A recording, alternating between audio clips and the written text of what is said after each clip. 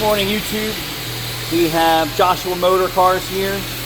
They have a low mileage Hyundai Genesis. Woohoo! For wheel restoration, baby.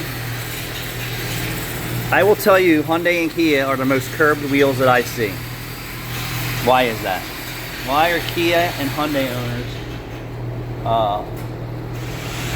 the most that I see for curbed wheel repair? Could be wrong. So this is just basically crap. The paint that they use and the materials.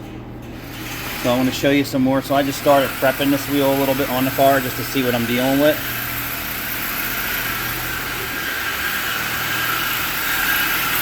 So what happens here is that the clear coat doesn't stick. Clear coat does not stick very well. Alright, so, and then on top of the curb. So you see the curb rash. So this is a very, very common problem with Kia and Hyundai wheels, especially with this primer that they use underneath of it. It's weird. So yeah, I'm gonna get these things knocked out and then I'll bring you back and I'll show you the finished products. Thanks for watching.